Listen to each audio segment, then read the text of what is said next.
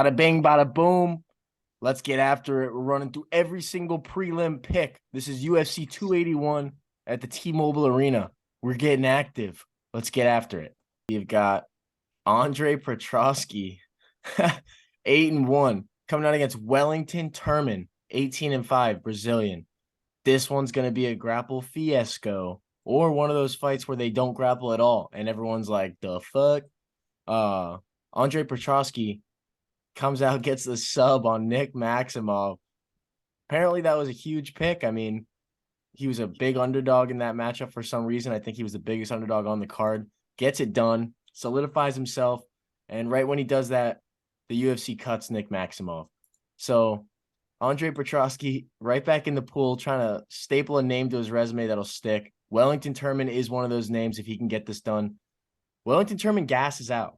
All right. That's like the biggest thing for me because his first rounds are always explosive. He'll always end up on someone's back. He'll always end up rocking someone. Even if he gets rocked in the early rounds, it's hard to put him away because he just like wakes up so fucking fast.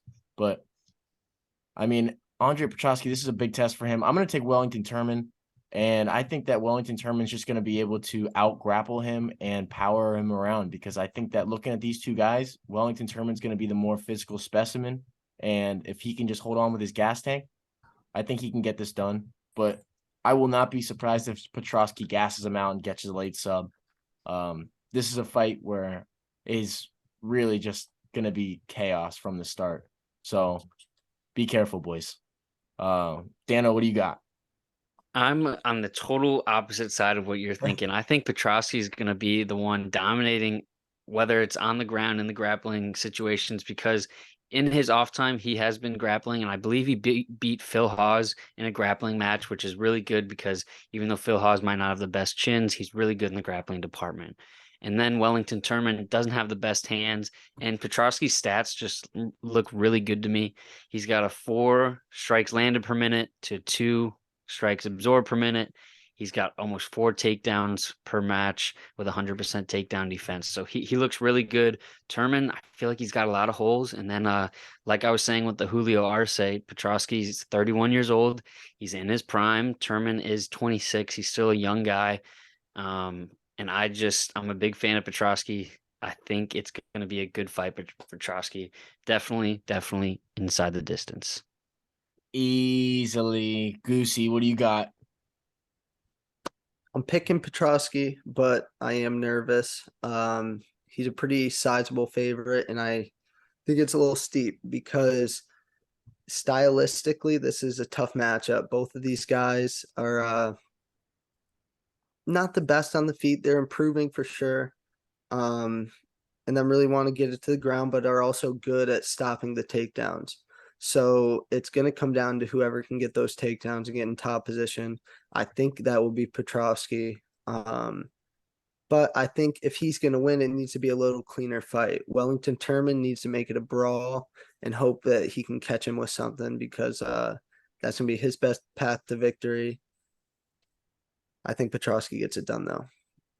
All right, let's hear it, Fishman. Petrosky, give me Petrosky. I think this dude is super well-rounded, and I think he is going to be the specimen in the fucking cage tonight, in that night. But Petrosky is, yeah, like I said, super well-rounded, great grappling, great wrestling, and all he has to do, I think, is lay the hands on Turman a little bit, and I mean, his grappling wrestling will just be dominant. But give me Petrosky, and I believe he keeps this win streak going. Let's go. He is minus 200. Wellington Turman returns at plus 160. That one's going to be a banger. Look for a submission finish. That's a good prop. What do you got? Yeah, I was about to say within the distance. Take him within the distance. Dude's a finisher. He's not about to be in there lollygagging around. Lego. These are the facts. We're moving into the next boot. We got a flyweight scrap. We got females. Aaron Blanchfield, 9-1, coming against the meatball Molly McCann, 13-4. Damn, dude. Who made this fight? Who made this fight? I mean, why are we doing this? It's so easy to build a girl like Molly McCann in the flyweight division. But you're gonna give her Aaron Blanchfield? Like, what are we actually pushing for her to get the title like in the next fight or two? Like, I don't get what we're doing here. I don't like this matchup for Molly. I want to pick her with everything I got. There's nothing more fun than picking Molly McCann and riding. I see the ticket, it's like plus 350. It looks golly. I might have it just to have it, just for fun. But if I'm going to sit on this video and, tell you what I really think is going to happen, I think Erin Blanchfield's going to grapple her to death. I mean, obviously Molly McCann's not going to die and she's probably not going to tap. But I mean, Erin Blanchfield's dominant grappling is really high tier. I mean, and if you look at her resume, I mean, we all just saw Miranda Maverick, and we all know how good JJ Aldridge is, and she's just melting these chicks in the grappling department. So I think that as long as she doesn't get spinning elbowed on an entry or flying knee to the jawline on a takedown, I think it's her fight to lose. And it's just crazy to me that they would put Molly in a spot like this, because all you got to do is line her up with some decent striking girls in that division, let her ride the wave. But yeah, maybe she proves me wrong. I hope she does. Let's see a knockout. I don't care, but I think Blanchfield wins. Goosey, what do you got? I mean, this big of an underdog, it makes me feel a little bit more comfortable, so I'm gonna do it. I'd rather take a shot on Molly McCann than Erin Blanchfield as a heavy favorite here. And I think she'll be able to stuff a few takedowns, and that's all it's going to take. She's got heavy hands. Blanchfield is hittable. And I think with the fans in the stands, they're going to be pretty even because Blanchfield is from up there, but Molly McCann has a huge following. She's used to it. She's been fighting in London, and I think that she thrives off that. So I'm going to take a shot with her as a big underdog here. Give me Molly McCann. Let's go, Meatball. Dano, what do you got? I'm nervously going to ride with Blanchfield just because I could see the moment being a little bit big for her. She is 23. This is going to be a pay-per-view card against a very hyped up girl, Molly McCann. But if she can wrestle her way and grapple her way, I could easily see this being a decision for Blanchfield. All right, Fishman, what do you got for this fight? Yeah, so in this fight, Blanchfield, I feel like she's gonna get the dub, but if I had a dabble, I'd go with McCann. But I mean, Blanchfield, like you said, her grappling is just it right now. So I think she's gonna play a bigger hand in determining where this fight is going to take place, and I think that's gonna get her the win. But a little dabble on McCann doesn't upset nobody. It really doesn't hurt anybody's feelings. Let's get into this next one. I am very excited for the return of the boy. I've got his poster up there behind me on the wall. You can't see it, but it's like right here. Here's his little face right here. Dom Reyes coming out against Ryan Spann. This is going to be a banger. Something that stands out to me is, everyone's going to say, oh my God, Dom Reyes just got murdered. Like, it's been a year and a half. Okay, let's get that out there. It's been a year and a half. He's good. All right. Everyone stop talking about that. Next thing, he came out in an interview a couple months ago, and he was talking about how that Jiri Prochazka fight reignited his love for the sport. That war that he was put through, he said that he loved the challenges, the obstacles he had to endure, just that feeling, that thrill. He said it lit a new fire under him. And he looked damn good in that matchup. I mean, with Jiri coming at you full speed like that, he was getting takedowns. I mean, fight was incredible. Fight of the year. I think we gave it the Geek Fight of the Year award. Ryan Spann's not that guy. All right. Dom Reyes, literally, I'm still to believe this day, he beat John Jones 3-2 in a title fight in his prime. So, I mean, Ryan Spann's not the guy. He could get lucky, of course. Scrambles happen. He's got a nice guillotine everyone wants to talk about. Dude, Dom Reyes is laying this guy out, and it's going to happen early, especially if they stand and trade. Dom Reyes is so elusive, and he's just levels above. This is one of those fights where I like to just sit back and say, there's levels to this, and Ryan Spann's not there yet. You can bring whatever coaches, Safe Sayud. I know he's a great guy. I just think that Dom Reyes on another level. So I'm going to stop spewing about Dom Reyes. I'm going to pass this one off to my boy Dano. I love it. Everything you said, I totally agree with. I'm a huge Dom Reyes fan.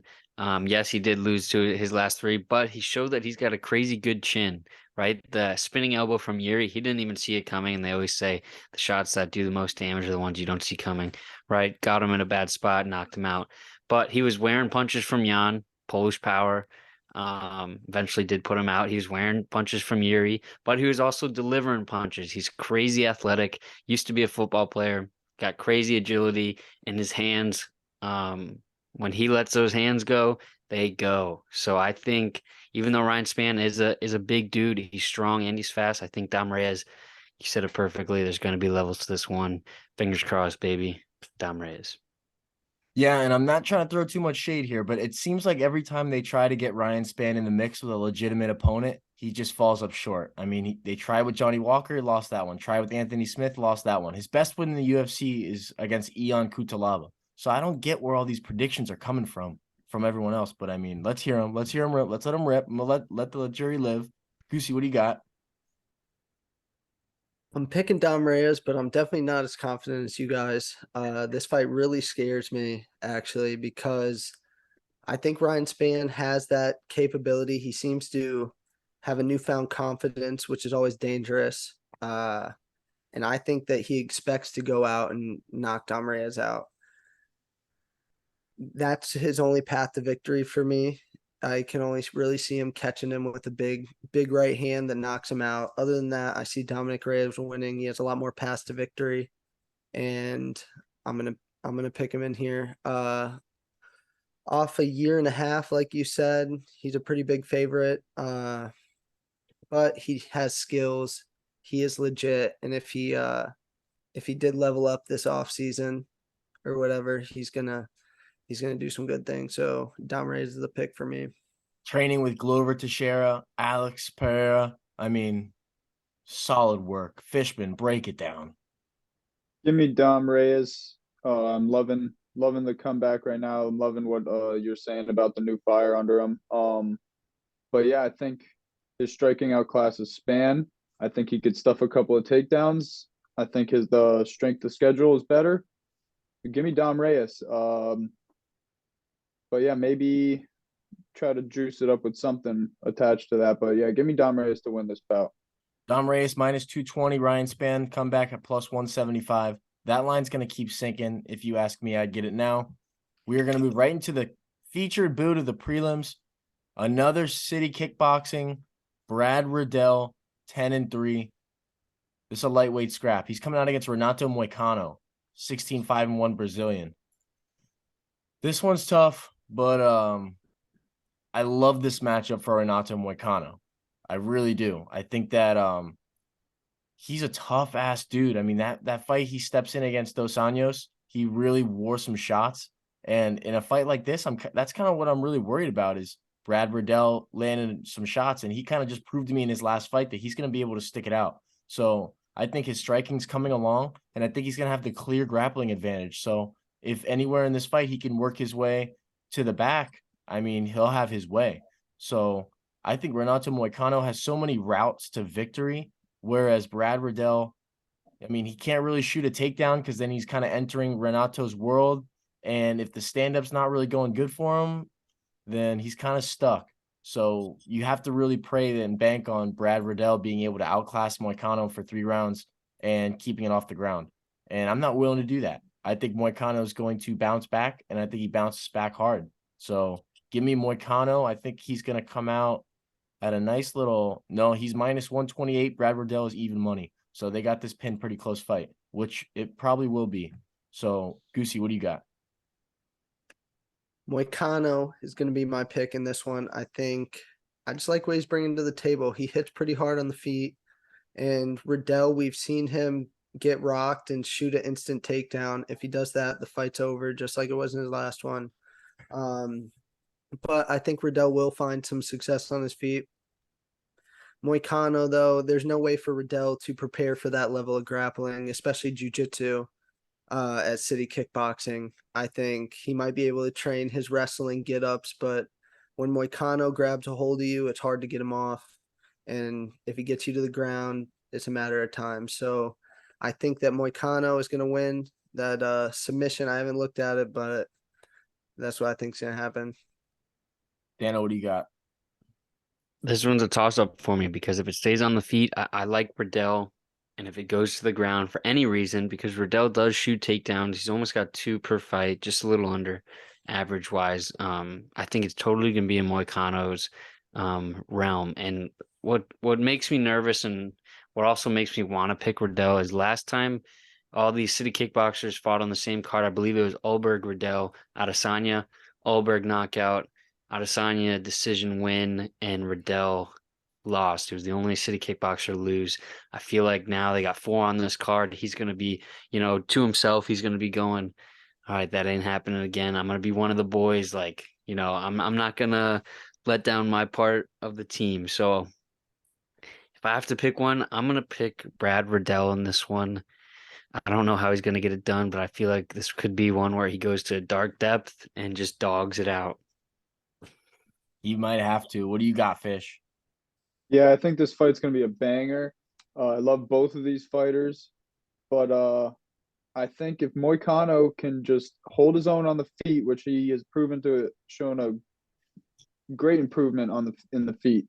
So standing up, I mean, yeah, you have to give the benefit of the doubt to Riddell, but like you guys said, it goes into the grappling exchanges. I think Moicano is going to get this. I think he's going to get the dub in this one. But yeah, it's going to be a banger. I love this fight. Let's go. Those are the picks and the predictions for the prelims UFC 281. Let's go. Tune into the next video for the main card. Scoop, get after us on all socials, Instagram and Twitter for the most part. Let's go.